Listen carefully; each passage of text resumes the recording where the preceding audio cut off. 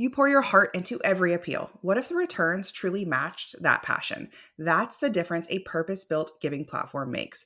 Bloomerang customers aren't just fundraising, they're seeing 27% larger one-time gifts than industry average. They're growing their supporter base by an average of 12% year over year. They're turning passion into unstoppable momentum. Your purpose is limitless. Your fundraising tools should be too. Learn how you can start raising more at bloomerang.co/purpose and profit.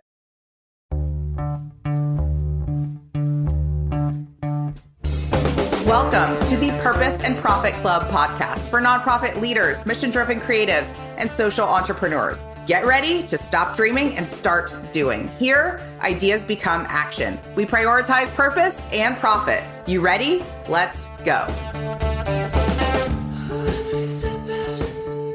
Most nonprofits still believe they have to send a newsletter, the quarterly or monthly, sometimes even further apart update. In fact, newsletters don't raise money. They actually do the opposite. So what do most newsletters look like? They look like that very long form, scrolling, endless content block after content block after content block, programmatic updates, a raffle here, an event there, an FAQ, a program blurb. It feels like a very mundane, kind of tedious newspaper, not in a good way, right? Not the good newspaper, not the one you want to read. It's very, very predictable, boring, and easy to tune out. You know you're writing a newsletter like this if your subject line sounds like fall news, September update, spring newsletter, right? Those are symptoms that you might be stuck in the newsletter myth. So let's dig into why they flop. Why don't they work anymore? Maybe they used to work. Maybe if at some point this was a great idea to kind of have a comprehensive, one email view of what your organization has been up to in the last month or quarter. You have to think about this first and foremost. Consumers are donors and donors are consumers. That is one and the same. So the person that buys the Starbucks, that then buys the $50 candle at Anthropologie, that then goes to Target or Costco or wherever they like to shop, those are consumers, right? Those are consumer behaviors, right? They use Instacart, they watch Netflix. That same person is also a donor. They are not different people, and we have to stop treating them as different people. That means that they are more distracted than ever. That means that they are more attached and on their phone than ever. That means that they are getting more bings and tings and notifications and emails and messages than ever. So your old school monthly newsletter doesn't work anymore. Doesn't work anymore. So there's too many topics. It's overwhelming without any call to action. That long form update will lead to donor fatigue. We don't know what to read first. It's overwhelming, kind of boring, so we don't even open it at all. It's also an information dump. Okay, so it's all about the organization and not about the donor at all. That trains readers to skim or just ignore. A newsletter inherently isn't bad, but it's the wrong tool for fundraising. So let's dig into today what you should do instead. For several years now, we've shifted our clients who are stuck on the newsletter train over to single topic, story-driven emails that lead to action. These are shorter, punchier, way more exciting, and emotionally connected. They feel personal. They feel like you're writing to one person. People are excited to read these emails. They read them from like cover to cover, the whole thing. Campaign style sequences. So this is what we teach inside my programs, particularly in my email marketing course, Easy Emails for Impact. I teach you how to do this. So instead of one-off emails that you hope raise $5,000, we teach you how to raise $5,000 or more in every email campaign. So moving to fundraising campaigns when you're fundraising and story-driven email campaigns when you're not, right? And we weave in the two, by the way. You can use story-driven email campaigns to fundraise, but I just want to give you that distinction is you're not always in a constant state of fundraising with email. So it's not about dumping everything you ever done into one email. It's about creating a moment of connection and giving your reader like one thing, one take, or one action you want them to do. So think about the psychology of this, right? So donors don't want a newspaper. They want a story, an invitation, a little sneak peek, a moment a way to matter, a moment to take action, a moment to make a difference. If you're thinking, we don't want to bother our donors with too many emails, this is one of the biggest complaints that I hear, like objections that I hear. This is the reality, and like lean in for this one. Don't be distracted. If you're worried about bothering your donors with too many emails, I want you to know that if you don't show up, someone else will. Silence doesn't keep your donors loyal. It makes them forget you. That's all that's happening by leaving too much time between your email communications. And if you're thinking, Christina, donors love our newsletter. Okay. Do they read it or do they just say they love it? Are they clicking through? Do you have data to support that? Open-end clicks don't lie. And the last thing I'll suggest on that is conversions. So they're opening the email, they're clicking the email, and then are they actually converting, taking the action you want them to take?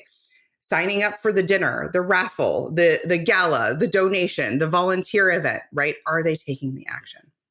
And if you're thinking, we don't have time to write more emails, like I cannot add more emails to my plate, we actually don't need you to spend more time writing emails. We're going to reallocate the time you're spending because I know that newsletter that you write once a month is a beast, right?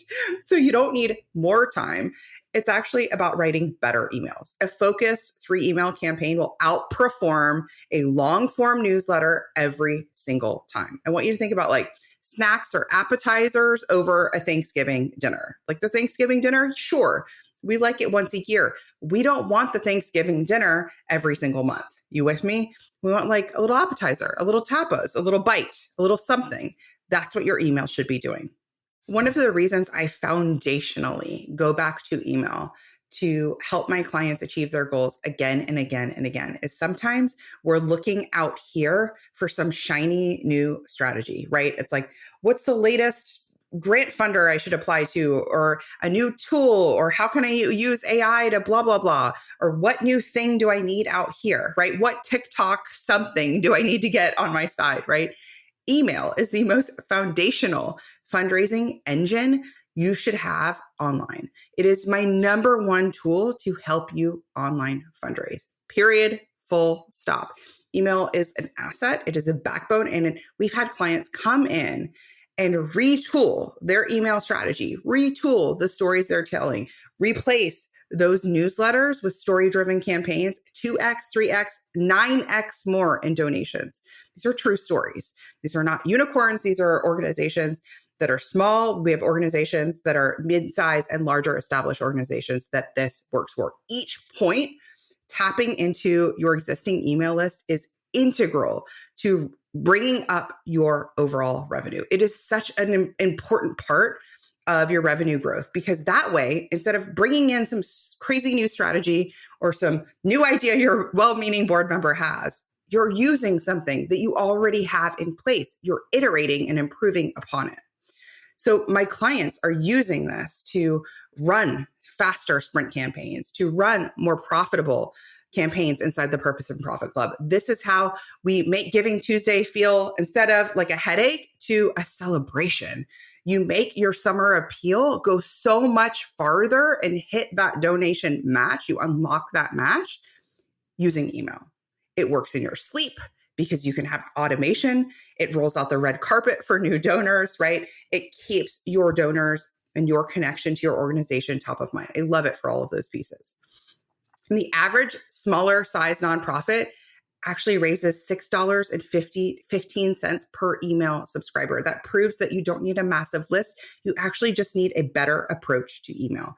When I built my course, Easy Emails for Impact, I built it for each one of you, whether you're small, whether you're a larger established organization, to stop looking for the perfect thing out there and start using your own asset to develop bigger conversations using email, to develop major gifts conversations, with which, by the way, we teach you how to do, to bring in your social media followers over to email so that they can actually be a part of your community, to join your recurring giving program, to become a monthly donor, right? These different things that you can run using email campaigns. Every email is either training donors to kind of tune you out, right? Or drawing them closer in. That's what we want to do. I've worked with clients who had established organizations who were used to the cadence being quarterly. And I remember working with them and moving them to monthly, and then kind of stair-stepping and working with them to start running campaigns. So at certain points throughout the year, they were increasing that cadence, right? So people were receiving more. And it's really easy to think the more emails I send, the more people will unsubscribe. The more emails I send, the more people will get fatigued. The more emails I send, the more people will get annoyed. It's like all of these negative thoughts, just self-protecting. The more emails I send, the more my board will think, what the hell am I doing, right? Because especially for an established organization, there's an established frequency. And the lie we tell ourselves is that all of those things are true. So we have clients who have thought those exact things and then used the easy emails process, sent more emails. What happened? Open rates increased. Sent more emails. What happened? Unsubscribes did not increase. Sent more emails. More money was generated, not less. Sent more emails. Donors and subscribers were actually connected to their organization. Their organization was more top of mind than ever. Now, I make the distinction between donors and subscribers because many of you, like this organization, have people on their email list that have never donated. So they may have happened on their email list through, an event. They may have happened on their email list through, the little box you have on your website, subscribe to our newsletter, right? Those kind of elements. We have people who have used this process, who have had subscribers on their email list for 3 and 4 years, but have never donated. Go through this process and engage those people. I call those the lurkers. They're reading, they're opening, and they never took action until they shifted into this style, until they shifted into story-driven campaigns. And they looked. I remember this one executive director telling me, we've got donations in from somebody who was on our list for 4 years, right? And so the power of email, when you actually are willing to be brave, the power of email, when you are willing to stop with the status quo of this is what we've always done, so we have to continue doing it this way. That is a recipe for the plateau of all plateaus, right? And so if you use email to innovate, if you use email to personalize, if you use email to fundraise, it's going to require you to be brave. It's going to require you to stop doing something you've always been doing and start doing something else. But I love it because it's scalable. It's like inviting more people to the party doesn't cost you more time. If you have 2,000 email subscribers and next year you have 4,000 email subscribers, it doesn't require more time from you. You're just sending that same email to more people.